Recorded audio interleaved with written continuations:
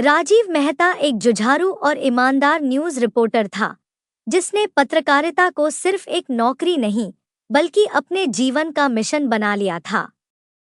बचपन से ही उसने अपने पिता को अन्याय के खिलाफ आवाज उठाते देखा था और उसी से सीखा था कि सच को दबाना सबसे बड़ा गुनाह है।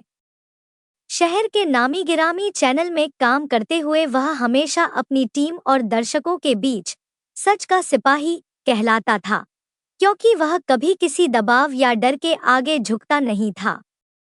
एक बरसाती रात, जब वह चैनल से निकलकर घर जाने की तैयारी कर रहा था, तभी उसका फोन बजा। दूसरी तरफ एक भारी और खुरदुरी आवाज थी, अगर सच देखना चाहते हो तो आज रात 11 बजे रेलवे गोदाम आना, यहाँ वो फाइल है जो पूरे शहर की नींव हिला देगी।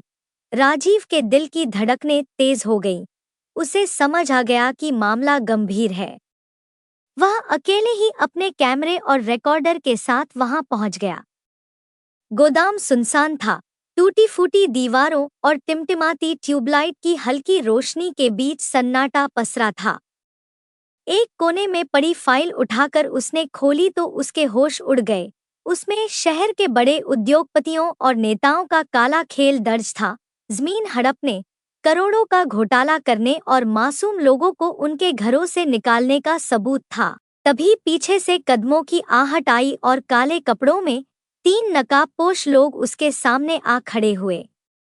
उनमें से एक ने कहा, रिपोर्टर साहब, आपको यहाँ नहीं आना चाहिए था। राजीव को समझ आ गया कि उसकी जान खतरे में है।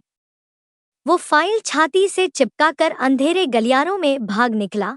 उसके पीछे उन आदमियों के कदम और बंदूकों की गूंज थी। पूरी रात वह भागता रहा, कभी सुनसान रेलवे ट्रैक पर, कभी भीगी गलियों से होकर और कभी खाली फ्लाईओवर के नीचे। थका हुआ था, लेकिन दिल में बस एक ही जिद थी, ये सच मुझे जनता तक पहुंचाना ही है, चाहे इसकी कीमत मेरी जान क्यों न हो। सुबह होने से पहले वह किसी तरह अपने चैनल पहुंच गया और बिना देर किए लाइव प्रसारण शुरू किया। कैमरे के सामने उसका चेहरा पसीने और थकान से भरा था, लेकिन उसकी आवाज में गजब का साहस था।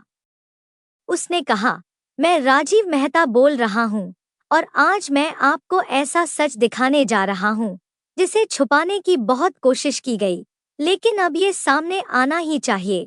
उसने फाइल और सबूत पूरे देश को दिखा दिए। लाखों लोग टीवी पर उसकी रिपोर्ट देख रहे थे और सोशल मीडिया पर हंगामा मच गया। लेकिन तभी वो 3 नकाबपोश आदमी स्टूडियो में घुस आए। गोलीबारी शुरू हो गई, लोग चीखने लगे और अचानक राजीव का माइक्रोफोन जमीन पर गिर पड़ा। स्क्रीन काली हो गई। 2 दिन बाद चैनल ने श्रद्धांजलि दी। राजीव मेहता ने अपनी जान गंवाई, लेकिन सच की आवाज बनकर हमेशा जिंदा रहेंगे। शहर की सड़कों पर हजारों लोग उतर आए। आंदोलन शुरू हो गया और सरकार को घुटनों पर आना पड़ा। राजीव का शरीर अब इस दुनिया में नहीं था, लेकिन उसकी आवाज, उसका साहस और उसका सच लोगों के दिलों में हमेशा के लिए अमर हो गया।